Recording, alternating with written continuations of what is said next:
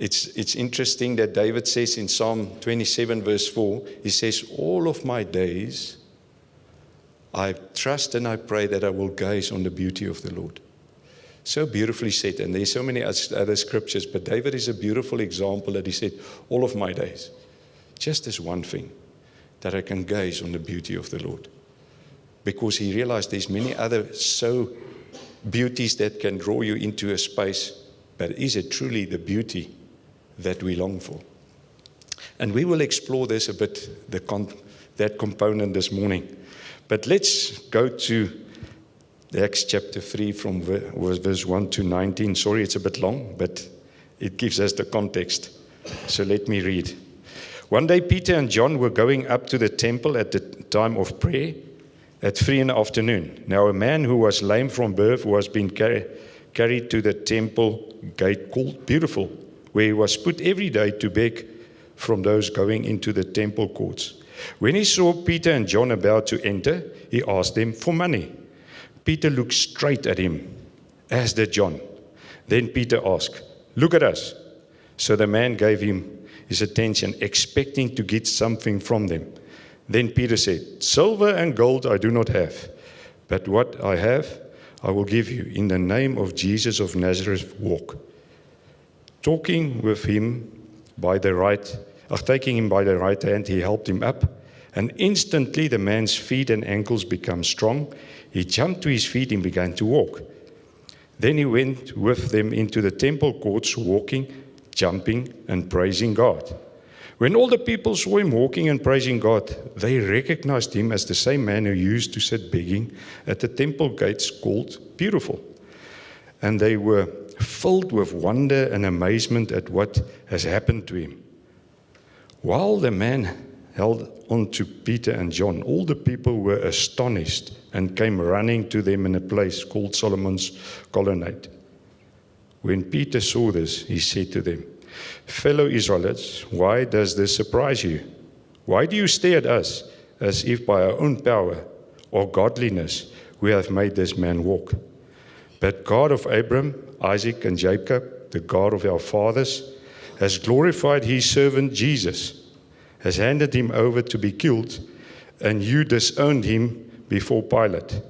Though he has decided to let him go, you disowned the holy and righteous one and asked that the murderer be released to you. You killed the author of life, but God raised him from the dead. We are witnesses of this. By faith in the name of Jesus, this man who you see and know was made strong.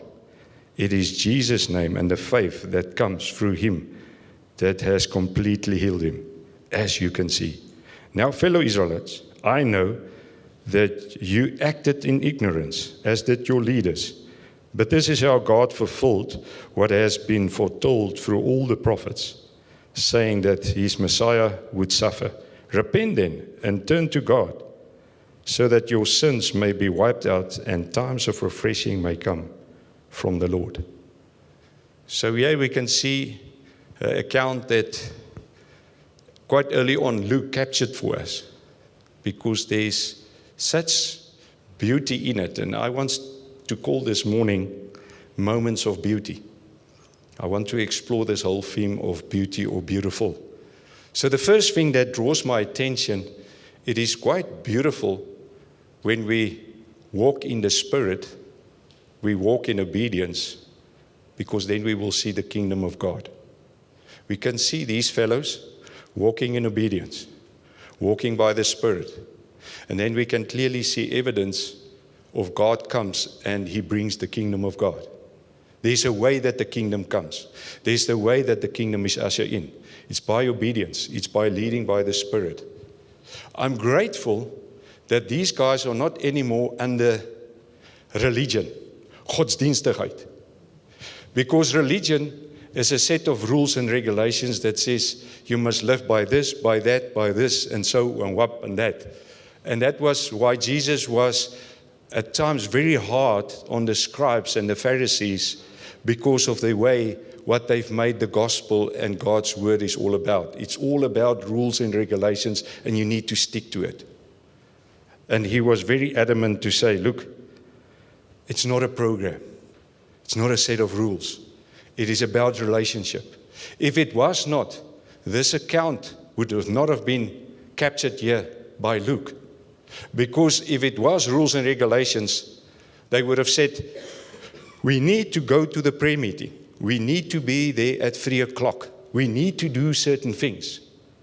And I think those that was religious would have said to them afterwards, yeah, Peter and John, where were you at the prayer meeting?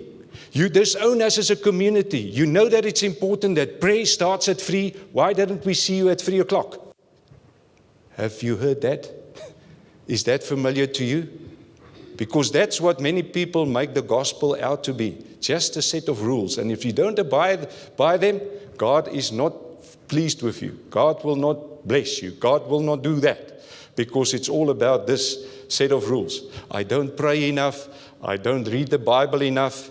It's important, but if it's about set of rules, we've missed what it's all about. And I'm so grateful that Luke captured this beautiful thing so early on, even in Acts, to say they have been set free from religion. They've set free from a program and set of rules. They live by relationship. They live by obedience and by the stirring of the Holy Spirit. And then they can see automatically God come and say, boom, here's the kingdom breaking through. They never expect that, but they were leading into that. And it's that walk of obedience. It's a constant thing. It's a daily thing. I cannot one day walk and the next day not. It's been led by the Spirit. It's been guided and walking in obedience. I cannot be one day obedient and the next day not. It's beautiful when few said in our time, when is it good not to obey God? When is it good not to obey God? He said, if we constantly say, but, maar, that's disobedience. Yeah, but you don't know. Yeah, but obedience is being required. And that's the beautiful thing that we can see here, that this is a faith in action, a belief in action, a working out in action. And I'm so grateful that we don't live by rules and regulations, because it says the letter kills. There's no life in it. And these guys immediately see it, explore it, and they could live by it. And I think they took a lot of flack from those other guys, because they didn't get to the prayer meeting. They didn't get to the things at time. And now they're busy upsetting the apple cart, because God is busy upsetting, because it's not working anymore. But they can come with a testimony to see what God has done. We don't know what has happened, but the rules and the regulations didn't help us to achieve this. It's God that has come because we were obedient to Him. We were led by the Spirit, and God opened this beautiful door. The other thing that I picked up here, it must have sounded very beautiful to this man when he heard Peter and John say, silver and gold. You know, generally he's used to coins and copper. And he was thinking, yes, this is a good day, because gold will set me up for life, man. I don't need to come to the temple here and beg and gaan te kere anymore.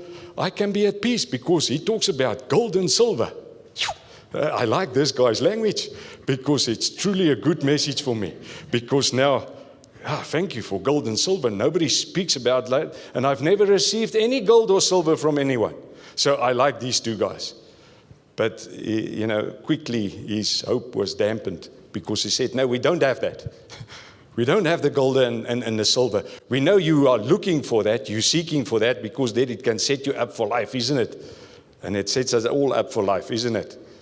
But he says, no, I don't have those things. Maybe that's what you open your heart, and I know that it's difficult. Day by day you come and you beg just for survival. But gold will set you up for life and for good things. He said, no, that's not what you need. We also don't realize that, but today I came to the understanding I don't have those things, because God has put me in a place to say, I've got something much better for you. I've got Jesus for you. It's better than gold. It's better than silver. It's better than the coins. It's better that you're seeking for. It's much better.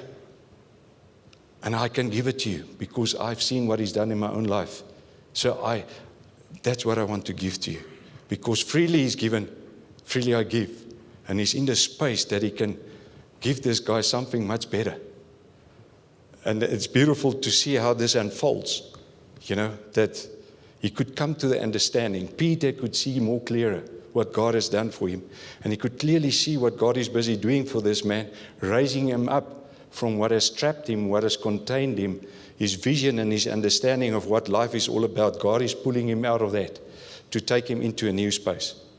Now, I don't want to preach about it, but there's a beautiful new journey for this guy. But he can fall easily back into an old life of begging and standing and hoping for a coin or something. But God wants to say, no, I didn't raise you up from your cripple and lameness just that you can go back to an old lifestyle. That journey is not being told, and that journey is not what I want to explore, but I think we must be very careful that sometimes God does a very beautiful thing for us. He takes us out of something, but then just for us to step back into that. That's not beautiful. That's going back to old lifestyle. That's going back to what God has never called us for. And I see that constantly. God does a beautiful thing for some people. He raised them up. He picks them out of things just to step back into that. And they live there with that same mentality. I'm begging, I'm lame, I'm not able. No, you are not. So please don't go back to what God has raised you up from. Because he says, walk in the beauty of the new season. Yes, it's tough. Yes, it's new. Yes, it's by faith. Yes, I don't know what it looks like. That's what Peter and John walked into. That's what they model here. I have to trust that God will help me to see the next step. And we see God is already partnering with them. He is the way, the truth, and the life. And it's beautiful to see how he unfolds this journey for them. And he can help this man. They can help this man, because for them, it's also something that they need to learn. But at least they're further in their journey.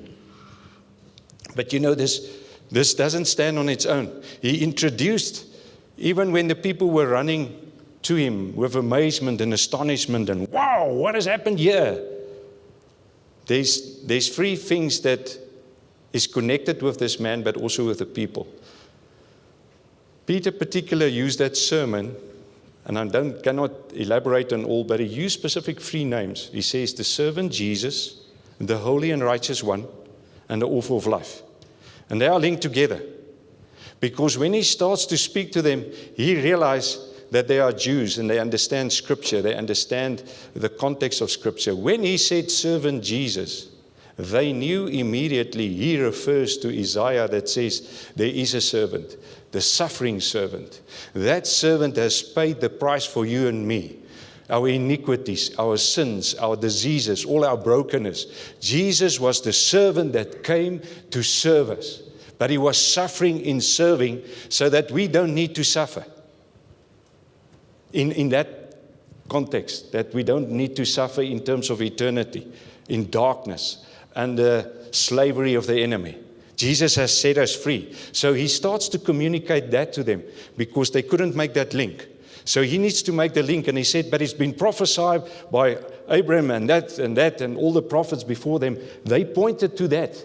They pointed, and I want to tell you, this is what has happened. You didn't see it, you were ignorant, but open your eyes. He has come as a suffering servant to serve us, to release us, to pay the price. Why? So that he, the holy and righteous one, can make us holy and righteous. Because he says, be holy, because I'm holy. Holiness is a process. He says, be holy. Many times I'm not holy. Ask my wife. But I'm in the process to say, Lord, I can see I'm unholy here. Help me. Because you've paid the price. You were the suffering servant. You've enabled me to be washed by your blood. Help me to be renewed in my mind. Wash it out. I acknowledge my sin. But I want to stand before you because you have made me holy. You have made me righteous, and I declare that. That's why I can come before you, the author of life, because you want to give me life and life in abundance. But I cannot, if I don't understand what he's done for me, understand that he's made me holy and righteous, really think that I can walk in the fullness of life. Those three are intricately connected, and that's why he connected it for them, and they could see and they realized that we're lost. And that's the beauty of the gospel of Jesus Christ.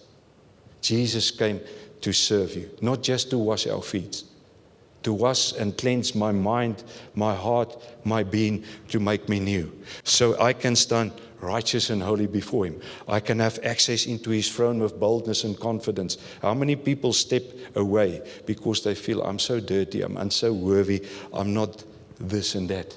But Jesus says, stand like a child, trust in the goodness of a Father. He wants to be in His arms. He wants to be in His presence. He wants to touch His. How bad would it be for a child not to come in confidence to a mother or a father? Always stay far, always outside, never wants to come in. That's the sad picture of many, standing far. But Jesus says, come close, access into His presence. What beauty is that? So that's the beautiful thing that He says, Jesus, I give you Jesus. And that's the beautiful thing that He unfolds to this guy, but also to the people that He's preaching to. It's beautiful when we start to see people the way Jesus sees them and what He wants to do in and through their lives. You know, here's John and Peter. You would think how many times people has walked past, hardly noticed the man, because he particularly said, look at us. Because I think he's never seen people. He didn't felt like he's worthy to be looked at because of his status of so many years just being carried along, and hopefully somewhere something will happen for him. But here these guys come and they could see a man all of a sudden the way God sees him. And God wants to interact with him. And that's why they say, lift up your head. Look at us. We are fellow brothers. We are fellow human beings. You are not less than. And that's difficult. I heard the sad story because we've been asked, Theo is the guy that helped us in this week to do the deliverance course. And just give us a fresh perspective of how God handles this whole ministry. But we did a podcast with Sean. It's the guy in Nelspruit. And he was just talking him through and interviewing for about an hour. And he says, what is some of the sad things that you've seen? He said, he's witnessed something where a witch. And it sounds tough when you hear a witch. But there was a witch and 6 guys ministered to her. But the way they ministered to her was stepping on her, crushing her, bruising her, really breaking her in her. Already she was being challenged by the fact. Obviously, he will not come to people for help. She came for people for help, realizing that what is happening in her is desperately overpowering, and she needs help. Then she steps into a space where people crushing her, stepping on her, bruising her to such an extent that she could hardly walk. And then the lady that from which he learned, looked at this, and she took her. And within half an hour, she ministered deliverance, totally free. She went to the bathroom, she washed her, she clothed her, she gave her food. But she was so broken by what people did. Because many times we see the demon, but we don't see the person. How many times do you see the struggles in people, but you don't see the person that Jesus sees? This man was struggling. Truly, I understand that. He might not have looked the best. I don't know if he had opportunities to bath. Did he smell? We don't know. That context has not been given. But clearly, he didn't look at people. He felt like people don't look at me. Here comes 2 guys and say, look at us, because we're looking at you. We give you our full attention because Jesus gives His full attention. He sees you the way that I would like to express you this morning. He sees you as a person. And many times we lose that perspective. Because yes, there is difficult people. Yes, there is guys that makes it very. But can we start to pray, Lord, just give me a perspective of what you see in this person. I really struggle with this guy. And I'm struggling. But the godly thing will to say, God, give me the eyes, give me the perspective. Because this guy does make me lame. Because the way he acts. Hy maak my lam, man. Ek is moeg, man. Ek is finish en klaar met this guy. But Lord, help me. Because clearly I can see with the natural something is happening. But what do you see? What do you want to touch? Am I the instrument, or must I continue walking in the same things every day? This guy makes me lame. It's just a frustration. Because this is what we see here. God sees something differently, and this guy for 40 years was being trapped in a certain circumstance. Can we really ask the Lord, Lord, give me new eyes, give me your eyes to see what I need to see in this context, as hard as it might be. It's also beautiful when we know that God didn't overlook us or look down on us, even in our severe state of brokenness and dysfunctionality and our sin. You know, I was wondering when I looked at this, there must have been a memory when Peter looked at this guy and he steps in that space and he reached out his hand. I think he had a flashback. Do you know what was that flashback? That flashback when he was sinking in the depths of the sea because of the waves and the darkness and the things that was busy pounding him. And he lost perspective of this beautiful one, this glorious one, that he says, come to me. Yes, sometimes God says, come to me. And we step out, and it's a beautiful journey. But in that journey, we lose perspective of the beautiful one, and we see other things. And down we go, and deep we go, and quick we go. And where are you now, Lord? And I think he remembers that he was like this man. Oh, Lord, God just took hold of him. So beautiful how somebody can be restored, like Peter in that moment. He's done it for me.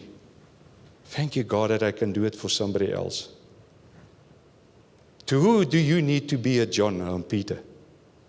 Who is struggling that say, please help me, I'm sinking quickly. And quickly the waves and the things are pounding me. And it's not anymore beautiful. It's not anymore nice. And I'm going down quickly like a clip in water, a rock in water. I'm going. Please help me. And how Peter could have pulled this guy. A flashback becomes a moment of testimony that he can now be in a place to reach out to somebody and pick him up.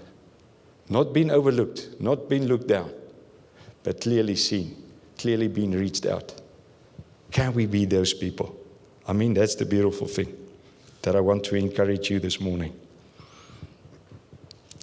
It's beautiful when God steps in and touch, heal, and restore our crippleness. Emotions, thinking, physical, and spiritual.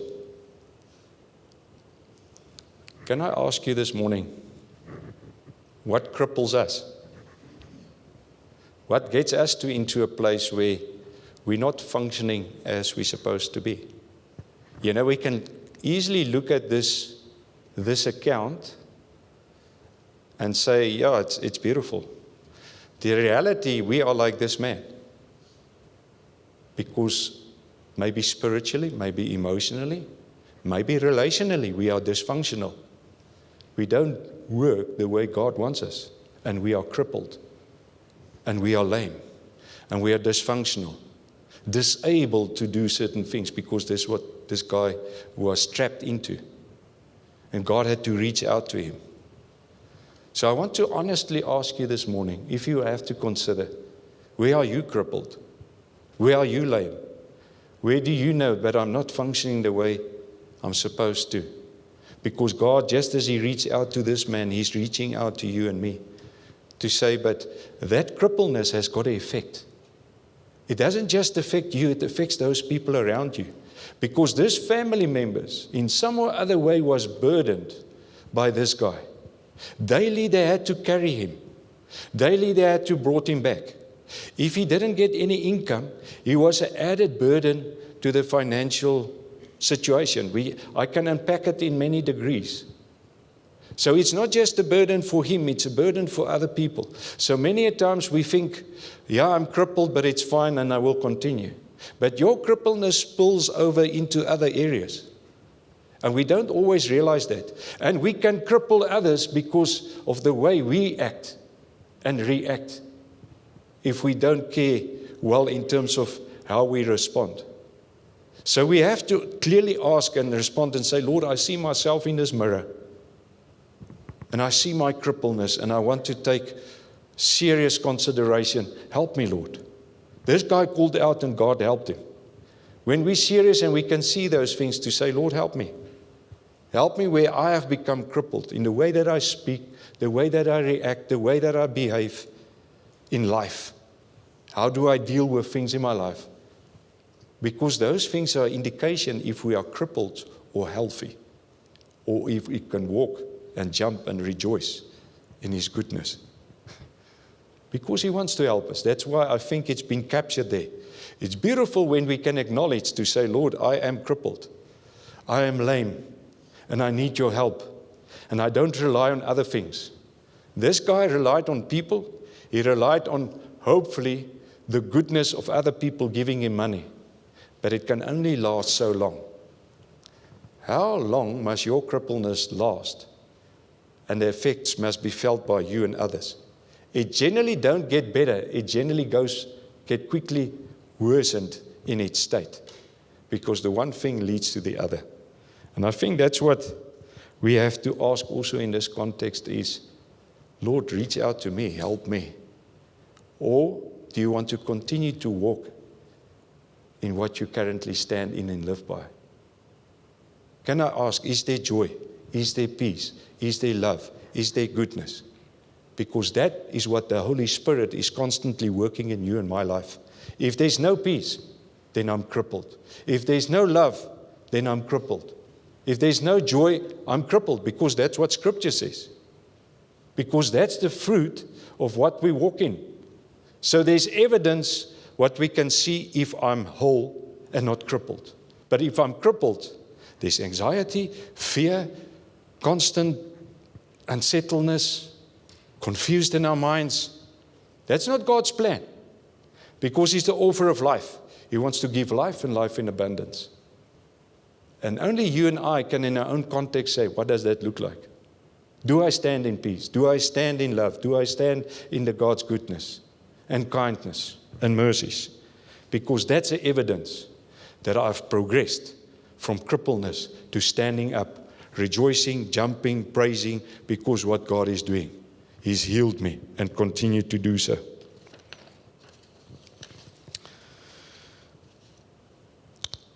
It's beautiful when a gate that I couldn't enter, but now I can. I was an outsider, but now I'm an insider. This guy for 40 years, the only place that he could be at, just at the entrance of that gate. How bad. It's called beautiful, but not for me. It's beautiful for everyone else, but not for me. It must have been such a tough thing. And how many of you say, yeah, it's beautiful for all the other people, but not for me, because I haven't got access. It's not real for me. And this is what this guy said for 40 years. I can just sit at the gate, I can read the entrance, but for me, it's not a reality. It's sad. But God knew that. And God says, I'm going to change that today for you. That you can enter this gate called beautiful. How many of us are standing at the gate and say it's not a reality? God says you've got access. Because access through Him. He's the door. He's the true door. And we can only go through Him. There is no other way. Just like this man, obviously there were certain things that prevent him from entering. But we can enter through Jesus because He's the gate. And that's where the beautiful thing lies. He can change everything. This guy was as an outsider, but he was more than an outsider. He was beggar. He was lame. He was crippled. But now he entered through that gate. And now he's an insider. And he's a son. And he's part of the family. Everything has changed for him. You can see he went with boldness before those guys. He felt like he owns this place. That's why these guys were astonished. How can this guy so much step into my space? It's our space. But yet they were like, yes, how did he get here? How did it happen? Because he was made a son. There was confidence, boldness. I can enter in because of what He's done for me. I'm now an insider. I'm part of you. I'm not excluded, I'm in. Is that real for you? Are you in? Are you a son? Are you confident? Are you bold? Do you step around with chest, hey man, this is my place. I know it's mine. Because why? Because He has done it. He's allowed me access. Or are you still standing, looking in through the window? There's many people just looking. I wish that they have. Are you entering in, or are you at His table? Because part of entering in is, He always say, come to my table. That's the invitation. Enter in. It's beautiful. Why? Because there's a table prepared for you and me. Are you at the table? Are you eating what is prepared? It's fellowship. It's beautiful. It's beautiful. And it's for you and me. That's why it's such a beautiful story. Such beautiful moments of beauty that we can explore. Maybe the last one that I can look at is beautiful when times of refreshing comes, when we repent, turn, and call out to Him. Because it talks here about times of refreshing. Now, I don't know sometimes, but there's many times in my life it's in the heat of the moment. Man, it's tough. It's tough doing life here on earth. It feels like a desert at times. It's not the easiest. But here he talks about there's times of refreshing. It's like when the rain comes, the morning dew. It's like a fresh shower. We've all got different pictures of maybe what refreshing looks like. Maybe some will say a fresh beer. But anyway, I didn't say that. But it's some of that picture that it will refreshes me. Like having maybe been in Kruger and looking at something that you haven't seen for a long time. But it refreshes your soul. It revives you. Energizes you. That's what he's talking about. It's beautiful because he says, you know what? There's a way for us to experience this time of refreshing. And part of that is repentance. And repentance is a gift. It's a big gift of God that we can repent, turn from our ways and follow Him. Because He gives us the understanding, I've done something wrong. Insight, understanding, conviction comes, but this is wrong. That's a gift. Because it's the Holy Spirit that convicts us of sin. So He convicts us and we realize, and then we turn. And then the beautiful promise is refreshing will come. A newness will come. That's what He has for us. But that refreshing means that I'm in His presence. I'm obedient. I'm stepped with the Holy Spirit. And it's a continuous walk of refreshing. More refreshing. More that He has for us. It's not just a once-off thing. Times of refreshing. It means it's a continuous process. And every day I need His refreshing. I cannot walk in the old grace and the old mercies. He says, your mercies and grace are new every day. Mercy and grace is like refreshing us. That I know. And even Paul says, Lord, this thorn in my flesh, that's tough. My grace is sufficient for you. Step in it every day. It will refresh you, even if I know it's tough for you. You need my grace, you need my mercy, you need the refreshing to walk in what God has for us. And it's true that all of us has to walk and function and work in things that is tough. I can trust that tomorrow you will walk into tough situations. And you will not feel refreshed. But Lord, thank you for your grace. Thank you for your mercy that will refresh me, that I can walk through this challenge. These things that overwhelms me. Because you're all sufficient. And you're going to refresh me that I can see what I need to see. Refresh me that I can see clearly with the eyes that you want me to see. That I will not be blinded by my natural inclination and see with natural eyes. Refresh my eyes, wash it, that I can see from a heavenly perspective. Have your perspective. Refresh me indeed, O God. Beautiful that God can walk with us. And yes, we will face things beyond our understanding. Refresh my eyes that I can see. You know, with Gideon. Make the people less. Okay, only 300 eventually. Just see, how does the Lord wants me to do this battle? Refresh my mind that I can see 300 can overcome this battle. Sometimes God say, less is better. We say more is better. But God learns him the lesson. I want to refresh your understanding. I want to refresh who I am. And you will go with 300 men to an overwhelming army. Because this is the God I am. And I need to change your mind. I need to renew your mind. By refreshing, by renewing, you can see me. You can see who I am and what I'm busy with. It's not about you. It's about me. God has put us in places that is tough. It's more than what you can bear. Why? Because he wants to refresh you, to tell you who he is, what he's busy with, and he's put you there so that you can know him and make him known. Because if it had depended on you, you will not proclaim him. You will not have an understanding of a revelation of Jesus. So be grateful when God puts you in difficult circumstances. Because it's not about you. It's him that wants to come. I want to refresh you that you can see who I am and what I can do through you. But we complain, hey man, God is not good. He puts me in things that I cannot bear.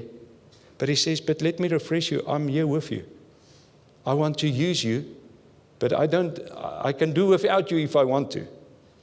But let me give you a fresh understanding of the God that I am. A fresh understanding with what I'm busy with. Because you're blinded to what I'm busy with. And that's the beautiful story that I see here. And there's other things that's beautiful in the story that I cannot touch on. But beautiful moments that we can see God constantly create for us, that he invites us into. And I trust that you will really look with a new perspective as we continue this journey with him, even in Acts. Say, Lord, open my eyes. Lord, may I be obedient. May I be led by your Spirit. Refresh my mind. Refresh who do you know who I need to see you. Because sometimes I'm blinded. I don't see you for who you are. Just like Gideon when I went, Joshua, he went over that river. And he was thinking independent on me. Yeah, the Lord comes. He says, who are you? He says, I'm the commander of the armies. Are you for me or against me? None. Neither. You follow me. A fresh perspective. Oh yeah, it's not about me. He is the commander of the armies.